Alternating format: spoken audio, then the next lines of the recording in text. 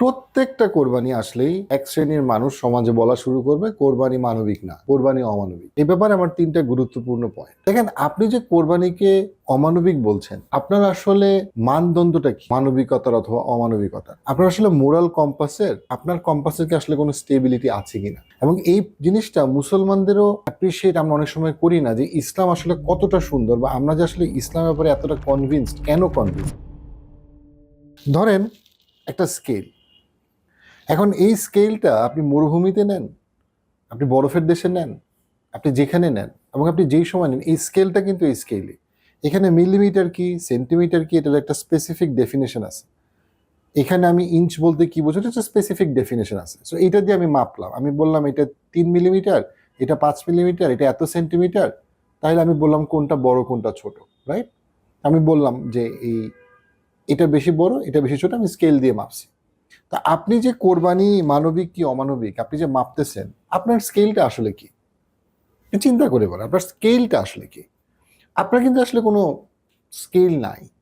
আপনার এটা একটা ধারণা, এটা আপনার একটা ফিলসফি, যেটা আপনার কাছে মানবিক মনে হচ্ছে।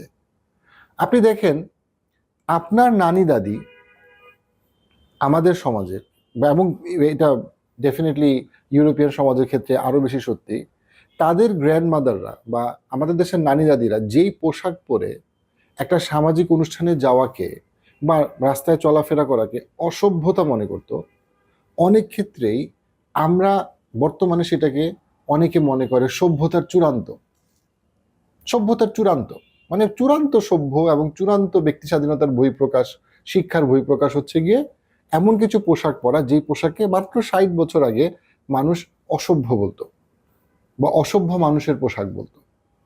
আপনি যদি শারীরিক সম্পর্কের দৃষ্টিতে দেখেন, যে আজকে থেকে 30 বছর 40 বছর আগে ইউরোপিয়ান সোসাইটিতে যেই ধরনের শারীরিক সম্পর্ককে আমরা অসভ্যতা বলতাম, বিকৃতি বলতাম, সেই একই ধরনের শারীরিক সম্পর্কে আমরা কিছু মানুষ এখন শুধু স্বাভাবিকই বলার চেষ্টা করতেছে না, বরং বলার চেষ্টা করতেছে যে এটা এতই বেশি স্বাভাবিক যেটা সমাজের দোষ যে তারা এটাকে স্বাভাবিক হিসেবে গ্রহণ করতেছে না। আপনি যদি দেখেন, আজকে থেকে 40 বছর 50 বছর আগে গাঁজা খাওয়াকে সবাই, because of so many research related to এটা কি পরিমাণ শারীরিক এবং মানসিক স্বাস্থ্যের ক্ষতি করতে পারে, এটাকে যেখানে অগ্রহণযোগ্য বা এটাকে যেভাবে নিরুৎসাহিত করত, সেই একই জিনিস গাঁজা একই আছে, সেই গাঁজাকে এখন অনেক দেশে এটাকে খুবই স্বাভাবিক, এবং ইভেন ইভেন সোশ্যাল ফাংশনেও গাঁজার খাওয়া বা গাঁজা নিয়ে এটা এটা জাস্ট একটা ফান, এটা জাস্ট একটা এন্টারটেইনমেন্ট। অর্থাৎ যা কিছু আপনার কাছে একটা সময়ে অস্বাভাবিক মনে হইতো, অসভ্যতা মনে হইতো, অমানবিক মনে হইতো, তার অনেক কিছু আপনার কাছে এখন মানবিক মনে হয়। তাহলে আপনি আসলে কোন স্কেল দিয়ে আপনি আমাকে বা মুসলিম সমাজকে মাপবেন যে কোরবানি মানবিক কি মানবিক না? আপনার নিজের মোরাল কম্পাস তো ঠিক নাই। আপনি তো এক্স্যাক্টলি জানেন না আজকে থেকে 50 বছর পরে আপনার কাছে কোনটাকে মানবিক বা কোনটাকে অমানবিক মনে হবে। তাহলে আপনার কাছ থেকে আমি কেন মানবিকতা বা অমানবিকতা শিখতে যাব? মুসলমানদের ক্ষেত্রে আমাদের ডেফিনেশন অফ মানবিকতা অমানবিকতা খুবই ক্লিয়ার। কোরআন এবং হাদিসে যেটাকে মানবিক বলা হয়েছে সেটা মানবিক, যেটাকে অমানবিক বলা হয়েছে সেটা অমানবিক। পৃথিবীর সবাই যদি কোরআন হাদিসের বিরুদ্ধে কাজ করে, দেন পৃথিবীর সবাই মুসলমানের দৃষ্টিকোণ থেকে তারা অমানবিক কাজ করতেছে, যত পপুলারই হোক অথবা যত কম পপুলারই হোক। গত 300 বছরের আগে যদি আমি দেখি, আপনি দেখেন যে ওয়েস্টার্ন কান্ট্রিগুলোতে ব্ল্যাকদের কোনো রাইট ছিল না। এখন গত 50-60 বছর ধরে ব্ল্যাক লাইভস ম্যাটার নিয়ে কত কিছু হচ্ছে, অনেক কিছু হচ্ছে। ব্ল্যাক লাইভস ম্যাটার, ব্ল্যাকদেরকে রাইট দিতে হবে, ব্ল্যাকদেরকে রাইট দেওয়া হচ্ছে না, ওদেরকে নিয়ে খারাপ কথা বলা যাবে না, ওদেরকে নিয়ে এন ওয়ার্ড ইউজ করা যাবে না, ওদেরকে নিয়ে এই ওয়ার্ড ইউজ করা যাবে না। ইসলামে ব্ল্যাক লাইভস ম্যাটার কবে থেকে?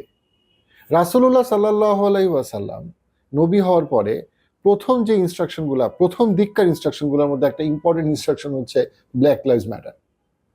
আপনি যদি বেলাল রাদিয়াল্লাহু আনহুর জীবনী পড়েন, আপনি দেখবেন ব্ল্যাক লাইভস কতটা ম্যাটার করতো, এবং রাসূলুল্লাহ সাল্লাল্লাহু আলাইহি ওয়াসাল্লাম কতগুলো হাদিসে ইন্ডিকেট করছে যে বেলাল রাদিয়াল্লাহু আনহু একজন মানুষ হিসেবে আল্লাহর কাছে কত বেশি পছন্দনীয়। এবং ওইখান থেকে হচ্ছে কি ইসলামে ব্ল্যাক লাইভস ম্যাটার, এই ঘটনাটা, এই বিষয়টা কতটা ইম্পর্টেন্ট সেটা সেই 1400 বছর আগে আসছে, যখনও মানে আমাদের বাকি পৃথিবী অসভ্যতার চরমে ছিল এবং এখনো তাই। সো ইসলামে পোশাক থেকে শুরু করে, খাবার থেকে শুরু করে, সভ্যতা কোনটা, অসভ্যতা কোনটা, মানবিকতা কোনটা, অমানবিকতা কোনটা, ব্যালেন্স কোনটা, এই ব্যালেন্সটা ইসলামে ডিফাইন।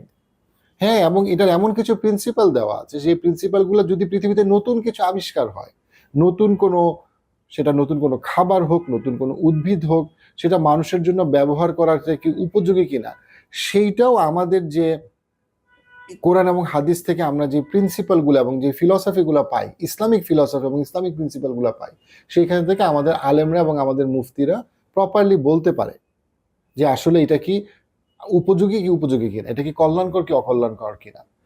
আমরা মুসলমানরা যখন আমরা বলি আমরা মুসলমান, ইসলামের কোর হচ্ছে আত্মসমর্পণ, যে আমরা আমাদের জ্ঞান এবং প্রজ্ঞা দিয়ে বুঝতে পারি যে আমরা আমাদের জন্য যথেষ্ট না, আমরা আমাদের যে কালেকটিভ গুড, আমাদের সামষ্টিক কল্যাণ বোঝার জন্য আমরা যথেষ্ট জানি না, এবং আমাদের একজন স্রষ্টা, আমাদের সৃষ্টিকর্তা, আমাদের আল্লাহ, আমাদের মহান রব, তার কাছে আমাদের আত্মসমর্পণ করা হচ্ছে আমাদের একমাত্র উপায়, যার মাধ্যমে আমরা চূড়ান্ত কল্যাণে পৌঁছাইতে পারবো। কিন্তু আপনি যখন কোরবানিকে অমানবিক বলতেছেন, আপনি যেই মূল্যবোধ থেকে, আপনি যে ফিলসফি থেকে বলতেছেন, সেই ফিলসফিতে আসলে আল্লাহর কোনো অস্তিত্ব নাই। সেখানে আল্লাহ আপনার কাছে শুধুই একটা গল্প।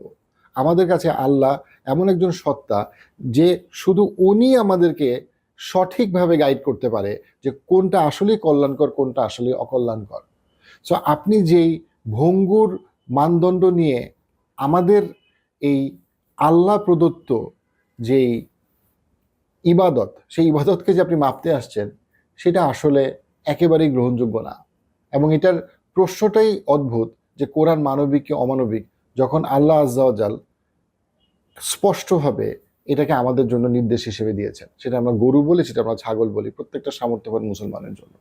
এটা হচ্ছে প্রথম বিষয়। দ্বিতীয় যেটা বিষয়, সেটা হচ্ছে যে আমরা যদি ধর্মগ্রন্থগুলোকে আমরা যদি বাদ দিই, আমরা যদি পিওরলি আমাদের হেলথ এবং ওয়েলবিং এর দৃষ্টিকোণ থেকে দেখি, ডক্টর এরিক বার্গ পুরা পৃথিবীতে যারা হেলদি ফুড নিয়ে খুব ডিটেইলস একজন বিশেষজ্ঞ ডাক্তার হিসেবে কাজ করেন, নিউট্রিশন নিয়ে কাজ করেন, তার মধ্যে সবচেয়ে প্রসিদ্ধ যারা, সবচেয়ে পপুলার যারা, তাদের মধ্যে একজন হচ্ছেন ডক্টর এরিক বার্গ। সো এইখানে এই ভিডিওতে আমি তার একটা লিঙ্ক, কয়েকটা লিঙ্ক দিয়ে দিলাম, যেখানে আপনি দেখতে পাচ্ছেন যে উনি অনেকগুলো ভিডিওতে সায়েন্টিফিক্যালি এক্সপ্লেন করেছেন যে রেড মিট আমাদের জন্য কত বেশি স্বাস্থ্যকর এবং রেড মিট আমাদের জন্য কত ইম্পর্ট্যান্ট। আমাদের ওভারঅল একটা সোসাইটির সুস্থ এবং ভালো থাকার জন্য রেড মিট কতটা ইম্পর্ট্যান্ট। সো যেইখানে মেডিকেল সায়েন্স আমাদেরকে ইন্ডিকেট করতেছে ক্লিয়ারলি যে আমাদের জন্য রেড মিট আমাদের জন্য প্রয়োজন, আমাদের জন্য উপযোগী, উপকারী, সেইখানে যখন আপনি বলতেছেন যে না, রেড মিট কনজিউম করা পিওরলি আনসাইন্টিফিক, অথবা পিওরলি এটা অপ্রয়োজনীয়, অথবা এটা শুধুই নিষ্ঠুরতা আর কিছুই না, তখন আসলে আপনি কি আসলে সায়েন্সের পক্ষে আছেন বা মেডিকেল সায়েন্সের পক্ষে আছেন না বিপক্ষে আছেন? আমি এই কথা বলছি না যে আপনি রেড মিট না খেলে আপনি মারা যাবেন, সেটা এখানে পয়েন্টটা না। বাট পয়েন্টটা হচ্ছে রেড মিট খাওয়ার যে স্বাস্থ্যগত উপকারী দিকগুলা, সেগুলো তো কোনোভাবে আপনি ডিনাই করতে পারেন না। Red meat as a source of protein, এটা যে টপ অফ দ্য লিস্ট, সেটাকে তো ডিনাই করার কোনো সুযোগ নাই। দেন আপনি যদি বলেন যে আমি ধর্মকে উপযোগী মনে করি না, দেন আপনি তো ডেফিনেটলি মেডিকেল সায়েন্সকে উপযোগী মনে করবেন। দেন সেইখানে যদি আমাদের জন্য, আমি মাদার নেচার বলি বা প্রকৃতিগত অবস্থা বলি, সেখানে যদি রেডমিট খাওয়ার আমাদের কোনো উপযোগিতা বা প্রয়োজনীয়তা না থাকতো, দেন আমরা কিভাবে, আমরা যেমন কোনো একটা লায়নকে অথবা কুমিরকে আমরা বলবো না তুমি ঘাস খাও অথবা পাতা খাও, একইভাবে যেখানে মানুষের এইটার উপযোগিতা প্রমাণিত মেডিকেল সায়েন্স দ্বারা, দেন আপনি আসলে কেন বলবেন প্র্যাকটিক্যালি যে আসলে আপনি খাবেন না, দ্যাটস ফাইন, মানে আপনি কেন বলবেন এটা খাওয়াটা শুধুই একটা নিষ্ঠুরতা। 3 নম্বর যেটা ইম্পর্টেন্ট পয়েন্ট, সেটা হচ্ছে গিয়ে যে অনেকে এটাকে অ্যানিমাল ক্রুয়েলটির জায়গা থেকে বলে যে প্রাণীদের প্রতি নিষ্ঠুর আচরণ করা হচ্ছে। এটার একটা অংশ সত্যি, একটা অংশ মিথ্যা। পুরা পৃথিবী থেকে কোথাও প্রাণীদের উপরে নিষ্ঠুরতা করা হয় না? অবশ্যই হয়। এবং ইসলাম কি কোনোভাবে প্রাণীদের উপরে নিষ্ঠুরতাকে সমর্থন করে? একেবারেই না। রাসূলুল্লাহ সাল্লাল্লাহু আলাইহি ওয়াসাল্লামের অনেকগুলো হাদিস এবং আলোচনা আসছে যেখানে প্রাণীদের উপরে নিষ্ঠুরতা, ইভেন যখন কোরবানি করতে যাওয়া হচ্ছে সেই ক্ষেত্রেও যেন কোনো প্রাণীকে অযথা কোনো কষ্ট না দেওয়া হয়, সেভাবে অনেকগুলো বর্ণনা আসছে। আমরা যদি অ্যানিমাল ক্রুয়েলটির যতগুলো ডকুমেন্টারি তৈরি করা হয়েছে বেশিরভাগই কিন্তু ফার্মিং রিলেটেড এবং ফাস্ট ফুডের সাথে কানেক্টেড। সো গত 100 বছরে যেই ফাস্ট ফুড ইন্ডাস্ট্রি গড়ে উঠছে এবং যেই ফার্মিং গড়ে উঠছে, সেইখানে কিন্তু অ্যানিমাল ক্রুয়েলটিটা অনেক সিভিয়ার এবং অনেকটা কিছুটা হলেও বলা যায় সেটা সিক্রেটিভলি করা হয়। কিন্তু আমরা যদি সেই জায়গা থেকে যদি কোরবানি কেন যদি বলি, অবশ্যই কোরবানির যে পদ্ধতি সেই পদ্ধতিতে মুসলমানদের অবশ্যই উচিত যথাসম্ভব পশুকে কম কষ্ট দিয়ে যেন কোরবানির প্রক্রিয়াটাকে সম্পন্ন করা যায়। কিন্তু ওয়েস্টার্ন ফিলসফিতে বা তাদের সোসাইটির প্র্যাকটিক্যালিতে একটা ডিলেমা হচ্ছে, তারা একদিকে তারা ফাস্ট ফুড পছন্দ করতেছে বা কনজিউম করতেছে, আরেক দিকে তারা ফাস্ট ফুডের পিছনের যে গল্পটা, যে অ্যানিমাল ক্রুয়েলটি ফার্মিংয়ে হচ্ছে, সেটাকে তারা ঘৃণা করতেছে, কিন্তু তারা কোনো ব্যালেন্সে আসতে পারতেছে না। কিন্তু ইসলাম এমন একটা ব্যালেন্স রিলিজন বা এমন একটা ব্যালেন্স পথের কথা শুরু থেকেই বলতেছে, যেখানে অবশ্যই মানুষ রেড মিট কনজিউম করবে, আবার এটাকে এমন একটা পদ্ধতিতে করবে যে পদ্ধতিটা যতটুকু সম্ভব মানবিক। ডেফিনেটলি কোনো পশু তার নিজের ইচ্ছায় কোরবানি হবে না, কিন্তু ওই প্রক্রিয়াটাকে যতটুকু সম্ভব কষ্ট কমানো যায় পুরো প্রসেসটাতে, সেই প্রসেসটাকেই প্রেসক্রাইব করা হয়েছে ইসলামে। এবং এই যে ব্যালেন্স পজিশন, এই ব্যালেন্স পজিশন আপনার ফিলসফিতে বোধগম্য না।